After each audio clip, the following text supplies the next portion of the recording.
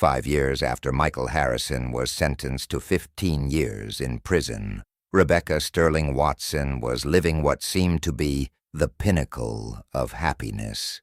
At 33, she had transformed Sterling Industries into a multinational powerhouse, expanding to 18 countries and multiplying revenue by 600%. Her marriage to David Watson was considered one of the most solid in Manhattan's high society. The twins, James and Emma, age 3, filled their 8,000-square-foot penthouse on the Upper East Side with joy and laughter. That Thursday morning, September 15th, 2030, Rebecca woke at 5:30 a.m. as always. Her routine was precisely planned. Workout in the private gym, relaxing bath, breakfast with the children, and by 7:30 she was on her way to the office on the 52nd floor of One World Trade Center in Manhattan's financial district. "Good morning, Ms. Rebecca," greeted Charles Henry, her driver and bodyguard for the past 8 years. "Traffic's light today. We'll be there in 35 minutes. "Perfect, Charles. I need to review the Japanese contracts before the 9 a.m. video conference." During the drive, Rebecca leafed through documents for a $2.8 billion negotiation to build a logistics complex in Tokyo. Her sharp mind processed every clause, every number, every detail that could impact results. It was this obsessive dedication that had transformed her father's company into a global giant. The panoramic office offered a 360-degree view of Manhattan. Rebecca always arrived before 8 a.m., taking advantage of the morning quiet to organize the day's strategies. At that moment, she was reviewing investment spreadsheets when Marie Santos, her secretary for 8 years, knocked on the door with an unusual expression. "Ms. Rebecca, sorry to interrupt, but there's an urgent call on the direct line. It's from the warden of Sing Sing Correctional Facility." Rebecca felt a chill run down her spine. Michael Harrison was serving his sentence at that maximum security prison. Why would they be calling her after 5 years of no contact? "Transfer it here, Marie, and close the door, please." "Hello, Ms. Rebecca Sterling Watson. This is Warden John Augustus Silva. I'm sorry to have to contact you about a situation involving your ex-husband, Michael Harrison." Rebecca's heart rate increased slightly. "What kind of situation, Warden?" "He was found dead in his cell early this morning, around 3:20 a.m., apparently by hanging. Suicide." Silence filled the line for several seconds. Even after everything Michael had done, even after all the hatred she had felt for him, news of the death of someone who had been part of her life caused a disturbing impact. "I'm sorry for the news, Warden," she finally said, "but I confess I don't understand why you're contacting me directly. It's been 5 years since I've had any contact with him." "That's exactly what I need to discuss with you in person, Ms. Rebecca. Michael Harrison left an extensive letter addressed specifically to you. The content is, how can I put this, extremely disturbing. I believe it contains information about crimes not yet discovered that could put your life at risk." Rebecca felt her blood run cold. "What kind of crimes?" "I prefer not to discuss this over the phone, ma'am. Lines can be intercepted. Can you come here today? It's literally a matter of life and death." 2 hours later, Rebecca was on the road to Ossining, accompanied only by Charles Henry, her trusted driver. She had invented an excuse for David about an urgent business meeting, not wanting to worry him until she understood the gravity of the situation. The 3-hour drive passed in tense silence. Rebecca tried to imagine what kind of revelation Michael could have left. After 5 years, she thought that dark chapter of her life was definitively closed. Sing Sing Correctional Facility rose like a gray fortress against the cloudy Hudson Valley sky. 5-meter-high walls, watchtowers, razor wire. A true bunker where the state's most dangerous criminals served their sentences. "Ms. Rebecca, thank you so much for making this trip," said Warden John Augustus Silva, a 58-year-old man with completely gray hair and a face heavy with concern. What I have to show you will profoundly shake your convictions about people close to you. He led her to a room reserved for authority visits. On the metal table was a manila envelope, sealed with red wax, with her name written in handwriting she immediately recognized. Nervous, angular, the same that had signed the marriage document 5 years before. Before you open it, you need to know that Michael Harrison spent the last 4 months writing obsessively. Night shift guards reported that he spent entire nights scribbling pages and pages, as if possessed by some inner demon. Did he say anything about the letter's content? Only one phrase, which he repeated constantly in recent weeks. She needs to know the truth before it's too late. Ms. Rebecca, in 30 years working in the correctional system, I've never seen a man as tormented as Michael was in recent months. With trembling hands, Rebecca broke the seal and unfolded the first pages. The opening line made her blood freeze completely. Rebecca, if you're reading this, I've finally left this life carrying the weight of a truth that could destroy people you love and admire. For 5 years, I thought about taking these secrets to the grave, but my tortured conscience no longer allows me to live with this burden. You need to know that I was never the true architect of your destruction. I was merely a puppet in the hands of someone infinitely more cruel, calculating, and intelligent than I could ever be. Someone you trust blindly to this day. Someone you love like a mother. Your stepmother, Victoria Sterling, orchestrated every detail of my approach to you from day one. She was the mastermind behind absolutely everything. Rebecca dropped the pages abruptly, as if they had caught fire in her hands. The sheets fluttered to the floor of the cold room. Victoria, her father's second wife, that elegant and caring woman she'd known since age 12, the person who had consoled her in the most difficult moments after the divorce, who had supported her in rebuilding her life, who played with her children like a devoted grandmother. That's impossible, she murmured to herself, but something cold and disturbing settled in the pit of her chest. Warden John Augustus observed her reaction attentively. Ms. Rebecca, I know it's shocking, but you need to continue reading. The following pages are even more revealing. With visibly shaking hands, Rebecca gathered the scattered papers and continued. Victoria first approached me 9 years ago, long before I officially met you at the charity auction. At that time, she had already been investigating my life for months through private detectives. She knew about my debts to loan sharks, my gambling addictions, my desperate financial situation. But the most terrible thing, she herself orchestrated my desperate situation. Victoria had contacts in the gambling underworld and instructed specific loan sharks to lend me increasingly large amounts, knowing I could never pay. Everything meticulously calculated to turn me into easy prey for her blackmail. When I was literally about to be executed by creditors, and Victoria knew exactly when this would happen, she appeared like a savior angel with a proposal that seemed divine, but was diabolical. Rebecca needed to pause reading for a moment. The words blurred before her eyes as she tried to process the magnitude of the betrayal. Victoria, who had always shown such affection, such maternal care. The proposal was simple, but brilliant. I should win you over, marry you, and execute a detailed plan for gradual appropriation of the Sterling family assets. But her ultimate goal was never just to steal money, Rebecca. It was much, much worse. Victoria had discovered, through the corrupt lawyer Christopher Matthews, whom you believe works only for the family, that your father had altered his will 3 years before our marriage. William was leaving 92% of the entire inheritance to you and only 8% to Victoria. Rebecca vaguely remembered conversations she had witnessed between her father and the family lawyer about important adjustments in succession planning, but had never given them real importance. As a wife of 16 years, Victoria felt deeply betrayed and humiliated.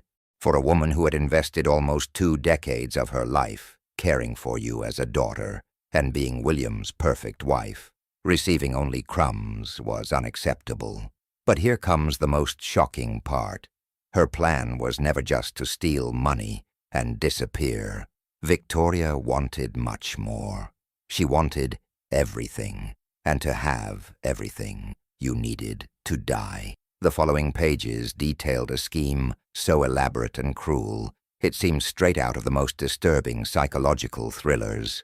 The complete, diabolical scheme. Victoria's plan was divided into 4 distinct phases. Phase 1, my approach and marriage to you. This would serve for Victoria to identify all the family's vulnerabilities, map the finances, establish contacts in the business world, and mainly position herself as the person who most supported and consoled you during the process. Phase 2, my betrayal would be discovered by you, but only at the exact moment Victoria chose. I would be imprisoned. You would be emotionally devastated, but you would feel victorious for having defeated me. Victoria would emerge as the heroic stepmother who helped you get revenge. Phase 3. For some years, Victoria would consolidate her position even more as your closest confidant, your second mother, while secretly preparing the final phase. Phase 4. Your physical elimination, which should look like a tragic accident. With you dead and me imprisoned, Victoria would inherit absolutely everything as William's only close relative. Rebecca needed to get up from the chair and walk to the small window of the room. Outside, life continued normally. Guards making rounds, visitors arriving, the typical movement of a correctional facility. But inside there, her world was crumbling brick by brick. Victoria gave me intimate information about you that only an extremely close person could know.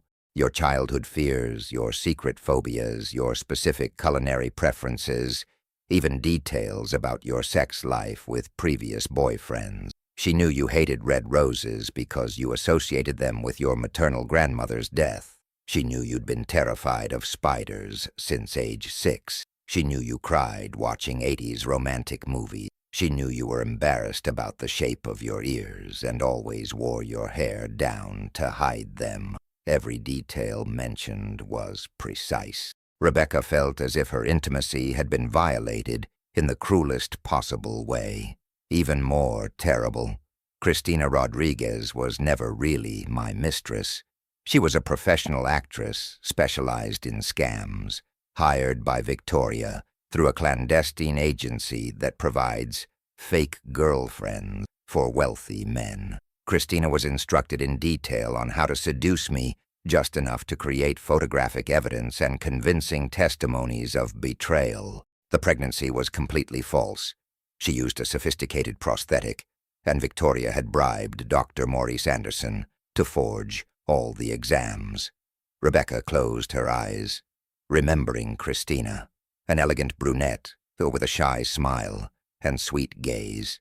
To think that everything, absolutely everything, was professional theater created an uncontrollable sensation of nausea. Victoria invested over $500,000 just in hiring and training Cristina. The actress spent 3 months studying male psychology, seduction techniques, and even took a theatrical acting course to perform the role convincingly. During our entire 2 years of relationship and marriage, Victoria monitored our every move through a network of spies she had infiltrated into your life over the years.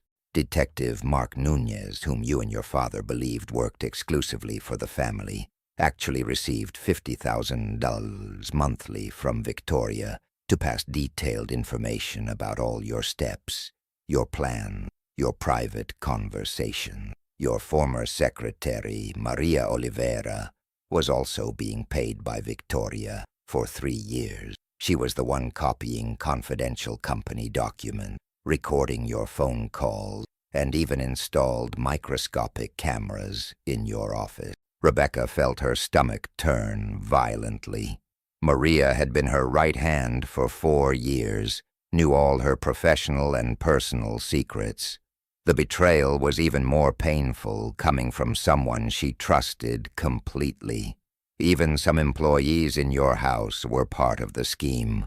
The housekeeper, Rosa Silva, who has worked for the family for 12 years, received $10,000 monthly to install microphones in bedrooms and living rooms, photograph important documents left at home, and report intimate details of your family routine. Victoria knew when you fought with David, knew your concerns about the children, knew your health problems, your menstrual cycles, your marital insecurities. There was absolutely no privacy in your life. The revelation about Rosa was particularly devastating. The housekeeper was like a second mother, cared for the children with genuine affection, knew every detail of the family routine. Discovering she was also a spy was almost unbearable. Every proof you collected against me during those months was carefully planted by Victoria to guarantee my conviction at the exact moment she considered ideal. The recordings of my conversations with the groomsmen. Victoria had instructed Bruno Farias and Felipe Nascimento through blackmail to conduct that specific conversation at the church hotel, knowing you were in the room next door. Bruno owed Victoria $2 million due to failed investments that she herself had orchestrated. Felipe was being blackmailed over an extramarital affair that Victoria had discovered and documented photographically. Both had no choice. Either participate in the performance or have their lives destroyed. Victoria was a master at discovering each person's weak points and using that as a control lever. Rebecca perfectly remembered that conversation heard through the hotel wall. The coldness in Michael's voice, the contempt, the cruel laughter. It had all been macabre theater. Even my discovery about the family jewels you entrusted to me was planned. Victoria told me exactly when and how to mention the subject, so you would be even more furious and determined to get revenge. During these 5 years in prison, Victoria visited me 15 times. The first visits were to guarantee my silence, offering $5 million to my family if I never revealed her involvement. In the intermediate visits, she showed false concern, asking about my prison condition, bringing books and supplies, playing the role of the compassionate stepmother who cared even for the criminal ex-son-in-law. But in the last 3 visits, Victoria began revealing her true future plans. In the second to last, 2 months ago, she said verbatim, "Michael, you played your role perfectly, but now Rebecca needs to disappear definitively. She's lived too long at my expense." When I asked why she would do this after so much time, Victoria laughed with a coldness that chilled my bones. Because that spoiled girl never had to fight for anything in life. 18 years I invested caring for her, as if she were my own daughter, being affectionate, present, dedicated. And as a reward, William leaves me only crumbs in the will. She continued, "Rebecca thinks she deserves to inherit an empire just for being born rich. I built a family, was an exemplary wife, dedicated mother. Now it's my turn to receive what I really deserve." Rebecca needed to pause again. Victoria's words, related by Michael, sounded exactly like something she would say. The tone, vocabulary, distorted logic, everything matched perfectly with the personality she had known for decades. In the last visit, exactly 3 weeks ago, Victoria revealed the complete details of the plan for your elimination. She had hired a professional assassin known in the criminal underworld as the Ghost. Actually, Vincent Santos Silva, former Special Forces military, specialized in accidents impossible to trace. The plan is detailed and precisely timed to be executed next Friday, September 16th. Victoria knows through continuous espionage that you have a crucial meeting with Japanese investors in Midtown at 4:30 p.m. Rebecca instinctively looked at the clock on the room's wall. It was Thursday, September 15th, less than 24 hours until the date mentioned in the letter, and she really had the meeting scheduled exactly at the described time. Vincent will cause a traffic accident when you leave the meeting and take the FDR Drive to go home. At the height of the Manhattan Bridge, around 6:40 p.m., a truck with brake problems will collide with your car at high speed. It will technically be a perfect accident. Security cameras will record a truck driver losing control of the vehicle. Vincent has impeccable false documents and will disappear from the country 24 hours later with a new identity and $10 million paid by Victoria. Victoria already has her alibi perfectly constructed. Friday afternoon, she'll be at a charity meeting at Mount Sinai Hospital, surrounded by 80 witnesses from New York high society. When they receive news of your accidental death, she'll play the role of the devastated stepmother. The level of detail was terrifying. Victoria had planned every second, every movement, every reaction. But Victoria's story is even darker than you imagine, Rebecca. During these 5 years, I secretly investigated her past through other inmates who had external contacts. Her real name isn't Victoria Sterling. It's Lillian Santos Silva, born in Chicago, Illinois in 1968. She's a serial killer who systematically murders wealthy husbands to inherit fortunes. Victoria killed her first husband, Joseph Charles Santos, in 1995. She was only 27 and already showed impressive psychopathic coldness. Joseph died slowly poisoned with arsenic over 3 months. At the time, she inherited a cattle ranch valued at $5 million. In 2000, already with the false name Victoria Costa, she married businessman Anthony Costa in Chicago. Anthony died in a car accident whose brakes had been sabotaged. Victoria inherited a construction company and $15 million. In 2005, she became Victoria Sterling by marrying Richard Sterling, your father's brother. The car accident that killed Richard was also caused by her. Sabotage to the hydraulic steering system. Each revelation was more shocking than the last. Victoria wasn't just a criminal.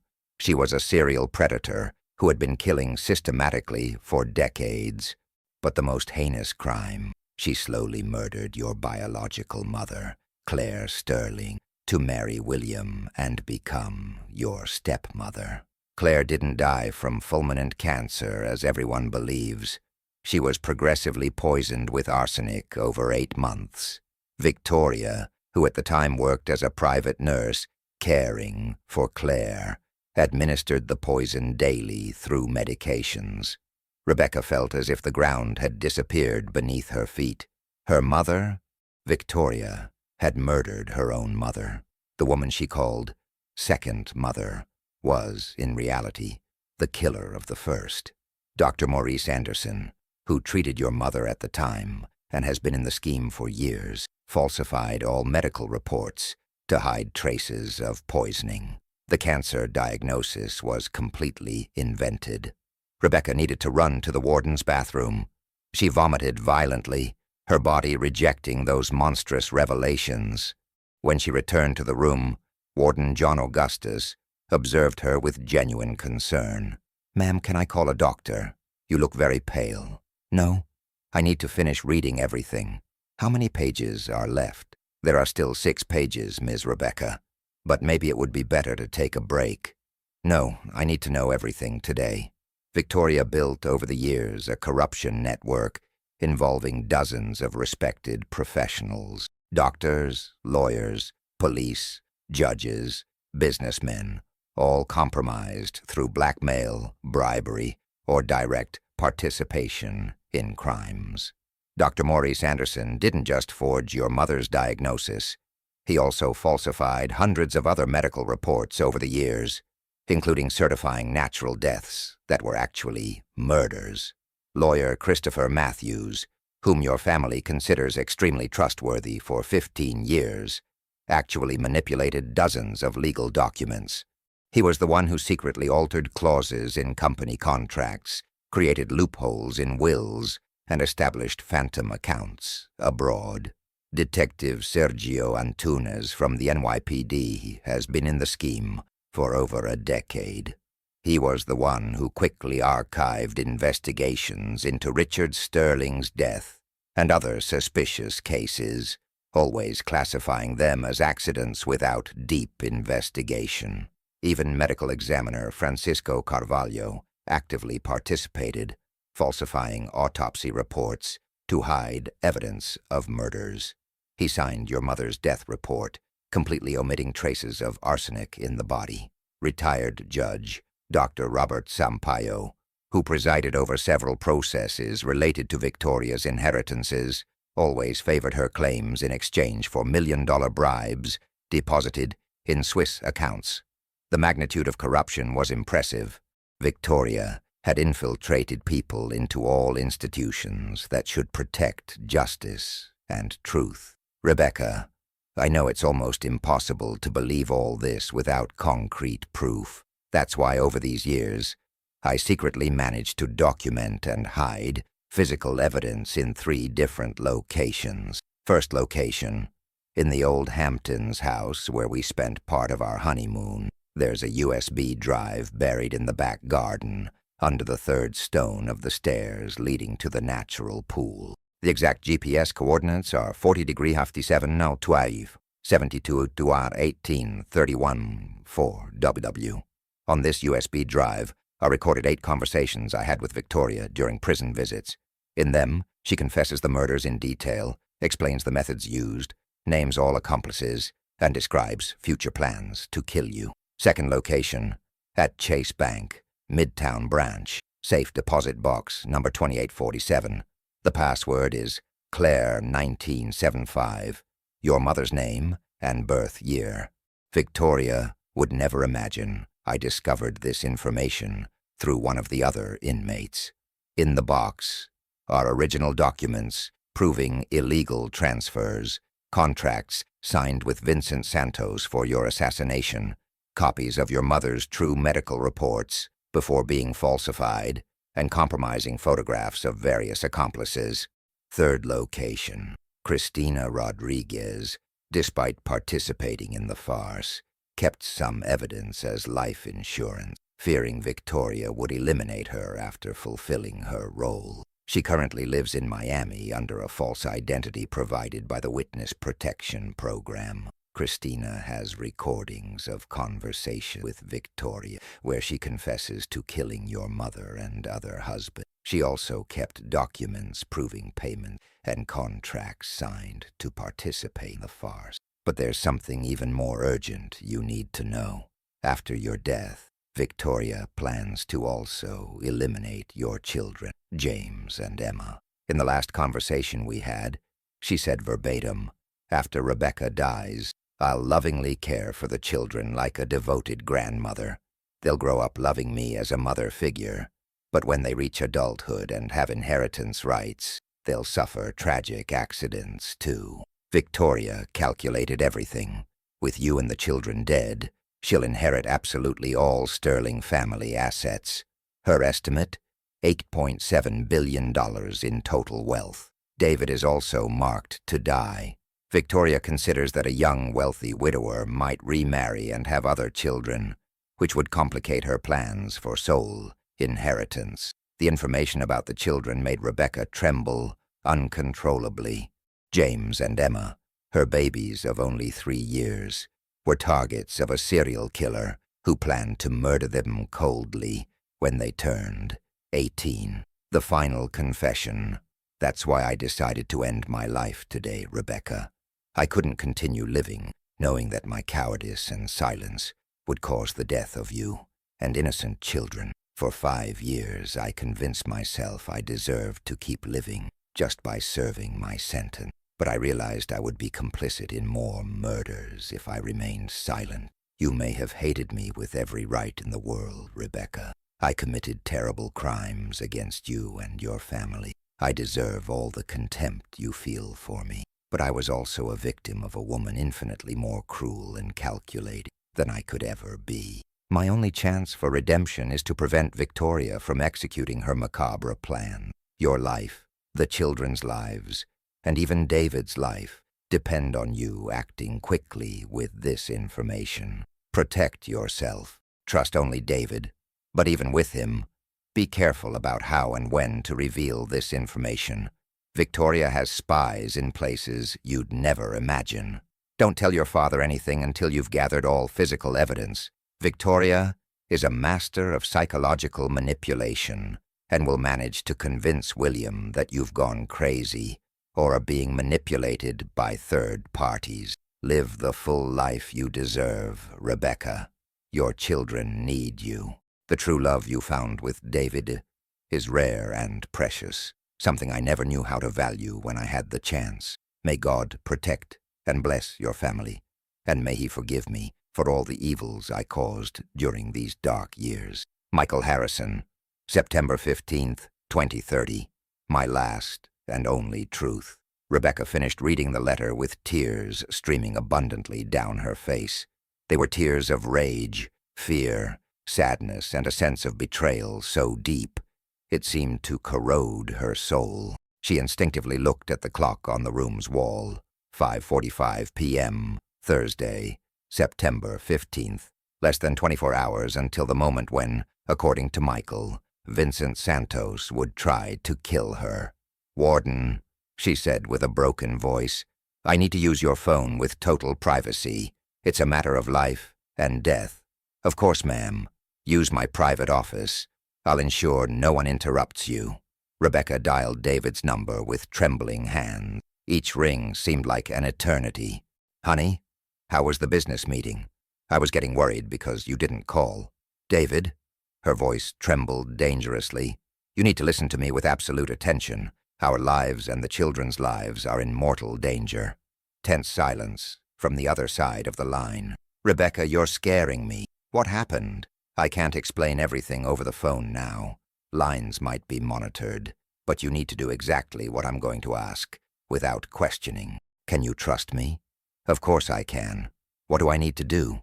"Cancel all your commitments immediately. Take the most discreet car we have and go to the Hamptons, to our old honeymoon house.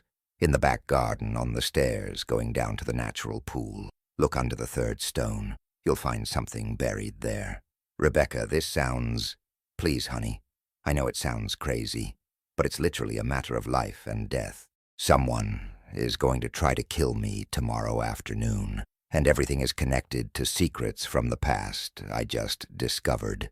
My God, and the children? Take James and Emma out of school right now. Take them to your parents' house in Connecticut, and stay there until I resolve this situation. And David." "Yes? Don't tell anyone where they are. Especially don't tell Victoria. For no reason." The silence that followed was loaded with tension. "Victoria. Rebecca, what does your stepmother have to do with this?" "She's at the center of everything, but I can't explain over the phone. Just trust me and do what I asked. When you find what's buried in the Hamptons, you'll understand everything. I'm leaving now, but what about you? Where will you stay?" "I'm going to New York, and I need the FBI. If my suspicions are correct, tomorrow when I leave the meeting with the Japanese, they'll try to kill me in a traffic accident on the FDR Drive." "This is insane, Rebecca."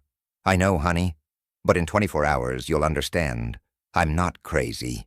Just take care of yourself and take care of our children." At 10:30 that same night, Rebecca's phone rang while she was in a discreet hotel in Manhattan, planning the next steps. "Rebecca." David's voice was loaded with shock, rage, and disbelief. "I found the USB drive. I've been listening to the recordings for 2 hours, and this is too monstrous to be real."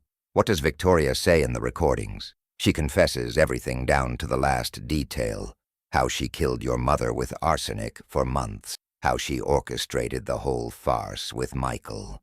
How she plans to cause your accident tomorrow. How she intends to kill our children when they turn 18. David's voice was broken, as if he could barely process the magnitude of the horror. "There's a specific recording where she describes exactly how she's going to eliminate James and Emma. She says she'll use the same technique she used with your mother. Slow and gradual poisoning over months. making it seem like a rare and incurable disease. Rebecca felt the world spinning around her. "David, did you record everything?"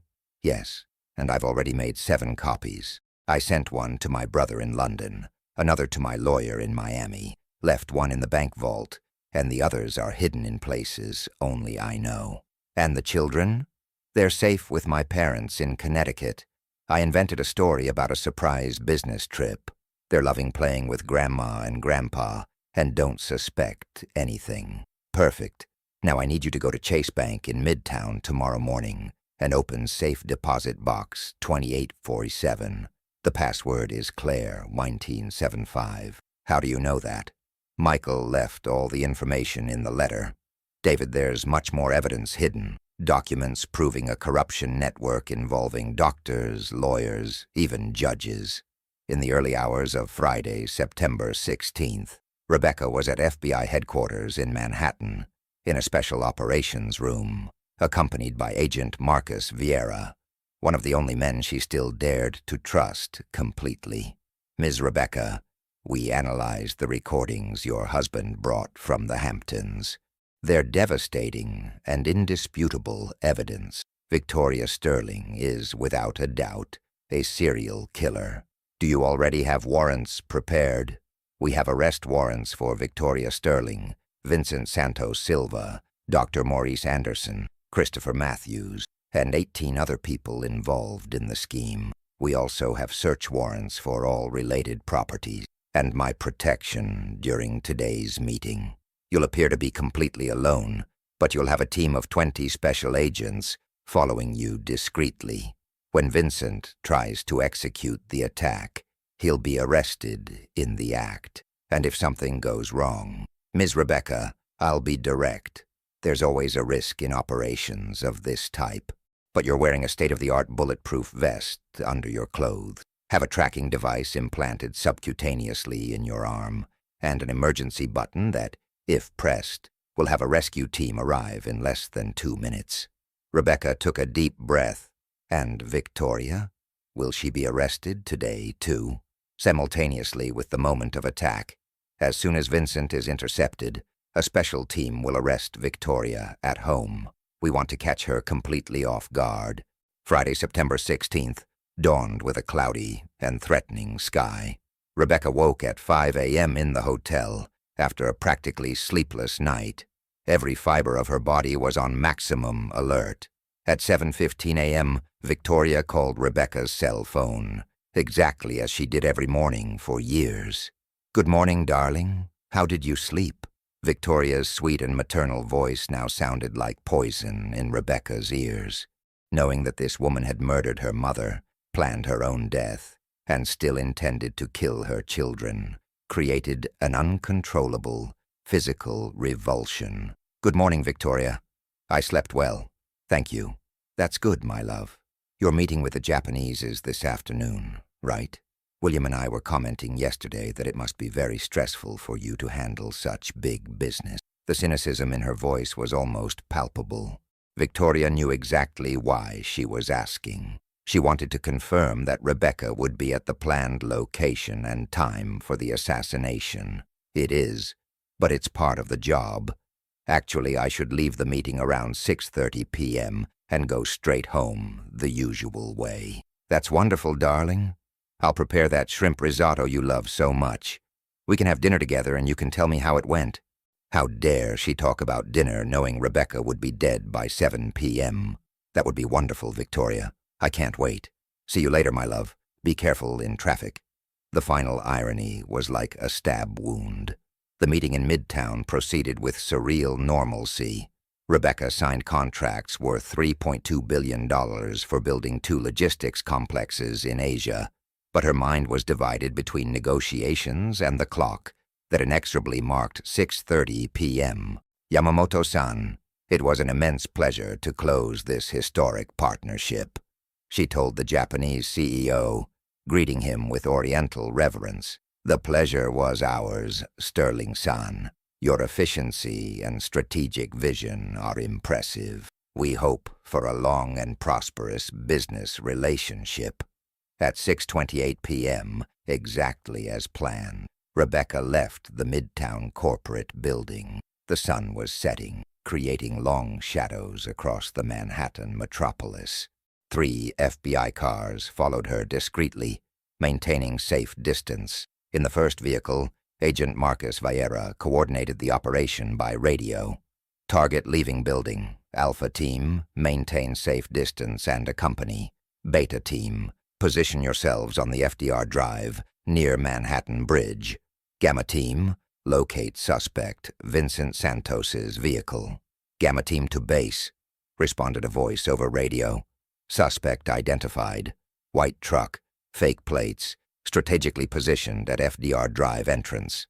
Rebecca entered the FDR Drive at 6:35 p.m., driving her white BMW, the same car Victoria knew was her favorite for long trips. Traffic was moderate, typical of a Friday evening in Manhattan. Near the Manhattan Bridge, exactly as Michael had described in the letter, she saw in the rearview mirror a truck approaching at abnormal speed. Her heart pounded violently. Alpha Team to base, she spoke into the practically invisible microphone hidden in her blazer collar. Target approaching. White truck, accelerating aggressively in my direction. Copied, Ms. Rebecca. Beta Team, intercept the truck immediately. Gamma Team, surround the entire area. The truck accelerated brutally, clearly trying to collide with Rebecca's BMW on the right side. An impact that would be easily fatal. At the last second, when collision seemed inevitable, 2 FBI cars intercepted the truck in a perfectly coordinated maneuver. The crash of metal against metal echoed through the FDR Drive. The truck flipped twice before stopping upside down, with wheels still spinning in the air. Vincent Santos Silva was pulled unconscious from the destroyed cabin, handcuffed, while still unconscious and taken into police custody. "Ms. Rebecca, are you all right?" asked Agent Marcus over the radio. "I'm intact. Did you manage to arrest Vincent?" "Arrested in flagrante delicto for attempted qualified homicide. Now we're going to execute Phase 2, Victoria Sterling's arrest." Meanwhile, in the imposing Sterling mansion on the Upper East Side, Victoria carefully prepared dinner, humming a soft melody. She was absolutely certain that in a few minutes she would receive Vincent's call confirming that the accident had occurred exactly as planned. In her psychopathic mind, she was already rehearsing the shock and sadness reaction she would perform when William received news of his daughter's death. At 7:10 p.m., when the phone didn't ring with the expected confirmation, Victoria began to feel growing uneasiness. At 7:15 p.m., she heard the sound of several cars stopping simultaneously in front of the property. "William, were you expecting someone?" she shouted to her husband, who was watching television in the living room. When she opened the imposing carved wooden door, she found herself face to face with 12 armed federal agents, all wearing bulletproof vests. "Mrs. Victoria Sterling," said the team leader, displaying badges and warrants. "You're under arrest for qualified premeditated murder, attempted assassination, fraud, criminal organization, active and passive corruption." William appeared in the room, completely confused. "Officers, there must be some very serious mistake here." "Dad," said Rebecca, appearing behind the officers with an expression William had never seen, a mixture of deep pain and implacable determination. "There's no mistake." Victoria paled completely upon seeing Rebecca alive and intact. How? The accident." "What accident, Victoria? Or do you prefer I call you by your real name?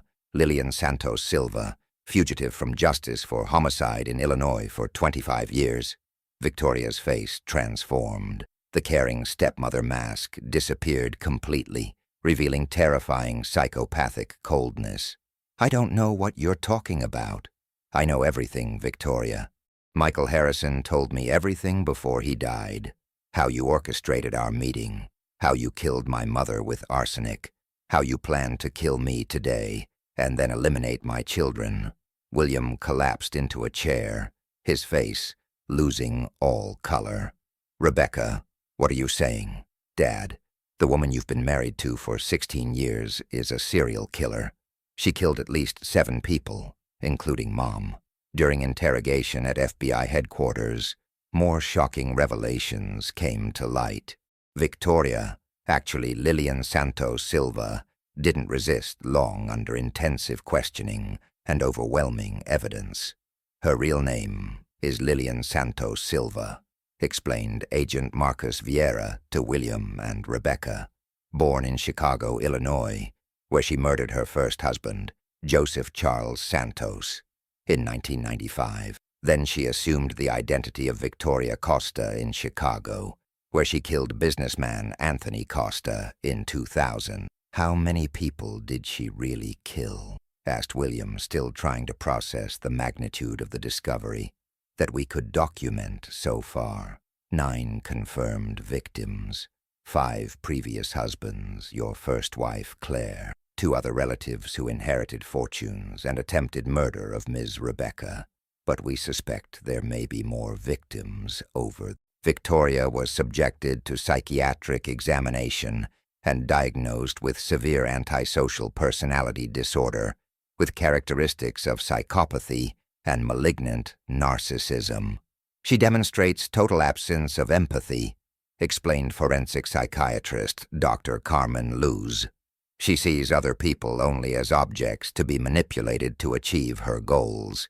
She's an extremely dangerous social predator. Cristina Rodriguez was located in Miami, living under protected identity. Her testimony completed the final pieces of the puzzle. Victoria threatened to kill me if I didn't participate perfectly in the performance, revealed Cristina in recorded testimony. She said she would kill me the same way she had killed other people who disappointed her. How were you initially convinced to participate? She approached me when I was financially desperate. My mother had cancer and I needed money for treatment. Victoria offered $200,000 to play the role of pregnant mistress for a few months.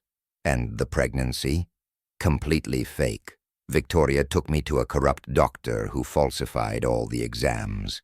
I really believed I was pregnant for the first 2 months. The psychological symptoms were so intense that my body reacted as if it were real. When did you discover the truth? When I was supposedly in the 4th month and could no longer hide that the belly was a prosthetic.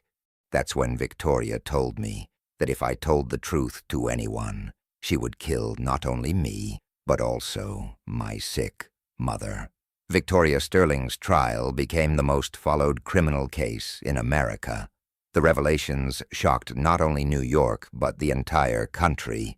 A woman who had methodically infiltrated Manhattan high society to systematically kill and accumulate millions in fortunes. Prosecutor Augustus Romano presented devastating evidence. Victoria Sterling is a psychopath who turned serial murder into a profitable profession. For 25 years, she coldly killed at least 9 people, accumulating over $80 million in illicit inheritances. The defense tried to plead insanity, but psychiatric reports were conclusive. Victoria was completely capable of distinguishing right from wrong and meticulously planned each crime. Dr. Maurice Anderson, the corrupt doctor, confessed to having falsified over 100 medical reports over the years, including Claire Sterling's false cancer diagnosis. Victoria paid me $500,000 to create a convincing clinical picture of fulminant cancer, he admitted in court. I knew Claire was being poisoned, but she threatened me, saying that if I didn't cooperate, I would be next to die. Lawyer Christopher Matthews also confessed participation in the scheme, revealing he had altered wills, created false documents, and established phantom bank accounts in tax havens. After 3 weeks of trial, Victoria Sterling was sentenced to the maximum penalty, 94 years in prison in closed regime, without the right to benefits for the first 15 years. The defendant demonstrated extreme cruelty, absolute premeditation, and total absence of remorse, declared Judge Arnold Paiva when pronouncing sentence. Her crimes represent an affront to humanity and the dignity of human life. Vincent Santos Silva was sentenced to 30 years for attempted qualified homicide and criminal association. The other involved parties, doctors, lawyers, corrupt police, received sentences between 8 and 25 years in prison. All assets illegally accumulated by Victoria, over 80 million, were confiscated and destined for a fund supporting victims of violent crime. William Sterling needed intensive psychological counseling to overcome the trauma of discovering he had lived 16 years alongside his first wife's killer. Dad, Victoria was an extremely skilled, manipulative psychopath. Rebecca consoled during one of the family therapy sessions. She fooled dozens of people over the years. You couldn't have discovered it alone. But I should have noticed something, Rebecca. How could I share a bed with the woman who killed your mother for all these years? Because she was a perfect actress. She spent her entire life perfecting the art of deceiving and manipulating. Even the most experienced investigators were initially fooled. David and Rebecca strengthened their marriage even more through the traumatic experience. "This proved our love is unbreakable," said David. "We faced the worst life can offer and came out more united." James and Emma, thanks to their young age, were not severely traumatized by the events. The parents decided to tell an adapted version of the truth as the children grew up. Cristina Rodriguez received permanent police protection and completely restarted her life in another state under new legal identity. "Rebecca gave me a second chance to live without fear," she said in her last public statement. 2 years after the trial, Rebecca visited Michael Harrison's grave at Woodlawn Cemetery for the first time. "Thank you," she murmured, kneeling before the simple headstone and leaving a bouquet of white daisies. The flowers he remembered were her favorites.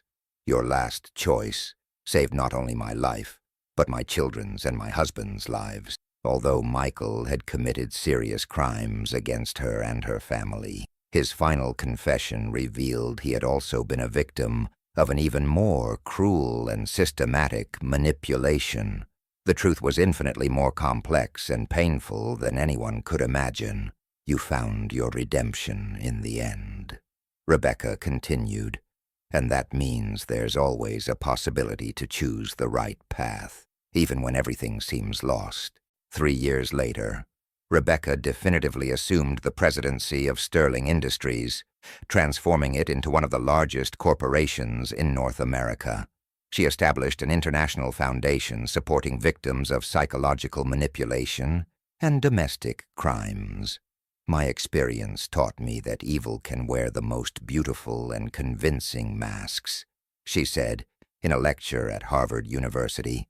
"But I also learned that truth always prevails, even when it seems impossible to discover it." William slowly rebuilt his emotional life. At 67, he began quietly dating a widow his age, with total family support. "I learned that true love is worth any risk," he said. "I can't let Victoria's evil prevent me from living fully the years I have left." Sterling Industries continued to prosper under Rebecca's visionary leadership, who multiplied business and expanded to 25 countries. Victoria Sterling serves her sentence in a maximum security penitentiary in total isolation. She never showed any sign of remorse, confirming the diagnosis of irreversible psychopathy. Sometimes we think we completely know our own story, but life has hidden layers, buried truths, secrets that only emerge when we least expect them. Rebecca learned that revenge can bring momentary satisfaction, but complete truth is always more complex, more painful, and more liberating than we imagine. The evil we believe we've defeated may be only the surface of a much deeper abyss. And sometimes our greatest enemies are those who sleep beside us, who kiss us good night, who know our most intimate vulnerabilities. But she also discovered that even in the darkest moments, an unexpected light can emerge, even from someone we considered irremediably lost. Rebecca's life continued wiser, stronger, and finally free from the shadows of a past built on lies and manipulations. She had won the most difficult war of all, against evil, disguised as maternal love. And she learned that truth, however devastating it may be, is always preferable to the most beautiful of lies. And so ends this intense saga of betrayal, manipulation, revenge, and final redemption. A story that teaches us that reality can be more terrifying than any fiction, but also that courage and determination can defeat even the most dangerous and calculating enemies. Most importantly, we never completely know who the people who claim to love us really are, but that shouldn't prevent us from trusting and truly loving. Subscribe and hit the notification bell so you don't miss the next stories of this journey, because life still holds many other surprising plots that will captivate you from beginning to end.